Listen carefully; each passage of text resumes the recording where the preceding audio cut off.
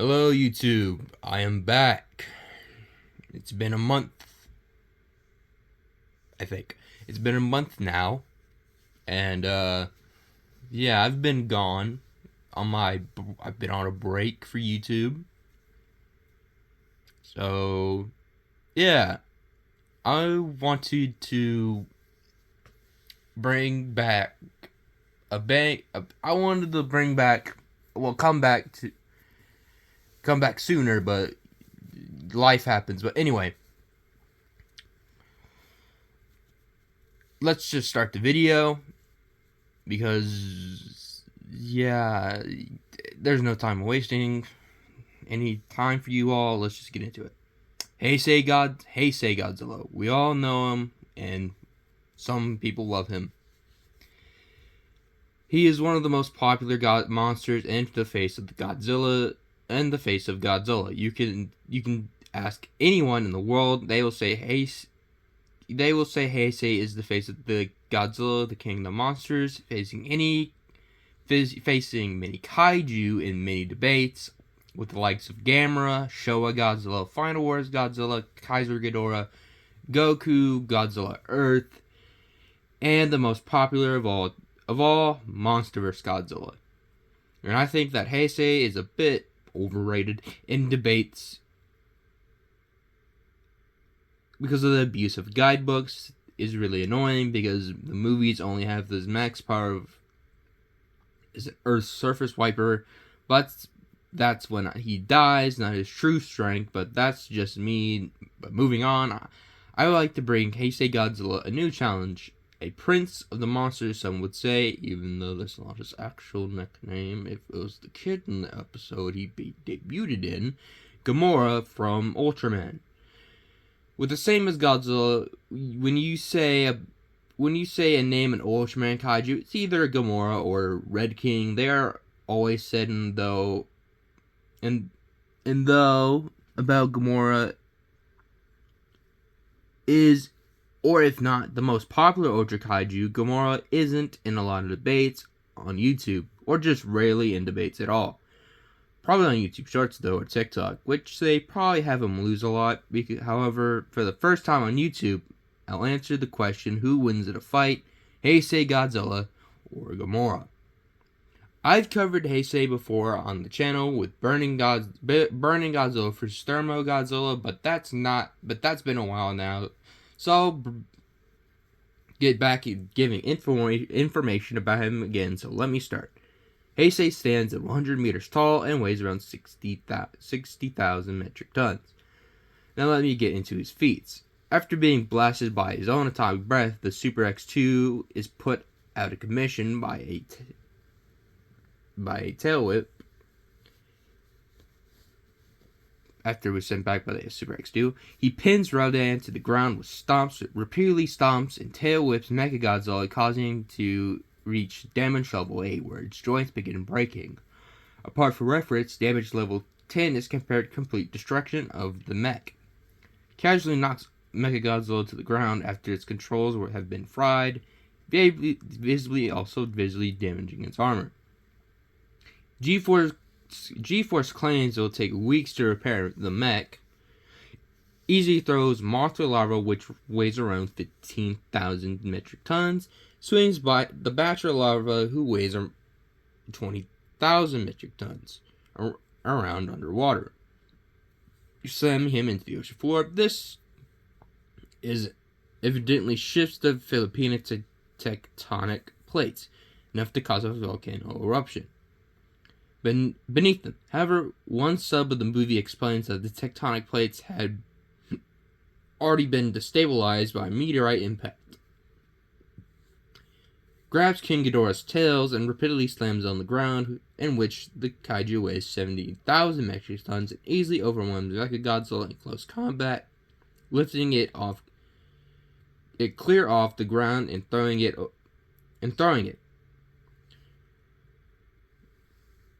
Into a building. Mechagodzilla in the Heisei era will raise around 150,000 metric tons. Now, speed. Godzilla can swim at 40 knots underwater, dodges Bachelor Larva's underwater bull rush, grabbing his tail as he passes. Hits Batra and Mothra in flight, who move around Mach 3. Gets a glancing hit on Rodan with his atomic breath, who also moves around Mach 3. He kept up with Space Godzilla and reacted to and destroyed crystal projections in midair, the former which can fly between stars. And finally, durability. Godzilla emerged from a volcanic eruption completely unharmed and suffered no serious injuries after multiple blasts from Super X2 to the point its fire mirror was pushed beyond its limits. Even the combined effort of Batra and Mothra could only render Godzilla unconscious temporarily. Godzilla survived his own atomic breath fighter back to hit him with the factor 1,000 times more powerful by Mechagodzilla, and was able to survive multiple attacks from Space Godzilla. Now, with Gomora from Ultraman, who stands at 40 meters tall and weighs around 20,000 metric tons. With his strength feats, Gomora overpowers Red King in hand-to-hand combat, despite Red King being strong enough to crush Sadora's throat, lifts and tosses a 120,000 ton Telesdon and overpowered Telesdon. Notable moments of Gomora's melee includes hitting Red King's calf with his tail to throw him off balance, doing a roll axe kick / tail combo attack, putting Red King in a headlock several times, and dropping Red King's face onto his knee. Gomora grabs the 20,000 metric ton Red King by the head and lifts him off his feet while swinging him around before tossing him.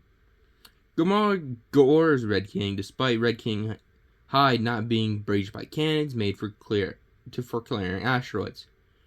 Gomora also throws Red King over his head with ease. Gomora handles a 2v1 assault from Telesdon and Golza very well, and throws both of them off their feet at points. Telesdon weighs 120,000 metric tons, and Golza weighs around 68,000 metric tons. Gomora dominates Golza in melee to the point of essentially beating him with it. Also launches a massive dropkick. He also gores him and tosses him with his horn. Gomora lifts the 70,000 ton fire Golza over his head and then throws him like a ragdoll with ease. Gomora flips the 25,000 ton King over his body, catches a kick from him, and uses it to flip him over, and just generally holds the edge in melee against King. Gomora catches a swing from Tired's mace while blinded, and then throws the other monster without issue. Gomora slaps the supersonic 30,000 ton Birdon from the sky with his tail. Gomora performs a flipping tail slam on Tyrant before lifting a 57,000 ton kaiju up by its neck and slamming it on the ground. Gomora turns the tables on the upgraded Red King and slamming it. This Red King was powerful enough to almost beat the life out of Gomora, as well as rip apart a King Joe Black. But Gomora ends up moving all kinds from headbutts to punches to kicks to throws in order to utterly demolish the upgraded Red King. It's worth noticing after Red King wasn't able to even move due to the damage. Finally, after that, for speed, Gomora has shown capable of keeping up various Ultraman in combat, with some interpretation placing its combat and reaction speed at massively faster than light. Gomora is also able to burrow at high speeds. Finally, durability. Gomora takes many shots from Red King, despite Red King's tremendous strength, Gomora is unfazed. A particular note is a punch to Gomora's face has no effect. The 61,000 ton Bemstar, hope I'm saying this right, body splashes him and strikes him several times, and while it causes Gomora pain, he shrugs it off pretty well. Bear in mind that Bemstar is powerful enough to catch Gomora's tail and hold him in place.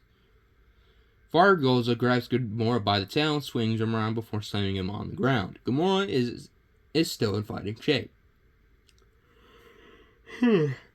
Gomora is bombarded by Godzilla's fireballs, each strong enough to completely vaporize a Sandora on impact. While they hurt and knock him over, he's not down for the count. Gomora gets shot by King Joe's Black's cannon, and while it hurts him badly, he manages to get on his feet. King Joe Black's cannon was able to slaughter other kaiju, even ones who could regenerate, in a single shot. Shots of high-velocity shells of alien metal stronger than any on Earth. The cannon, using the same material, was able to obliterate an asteroid.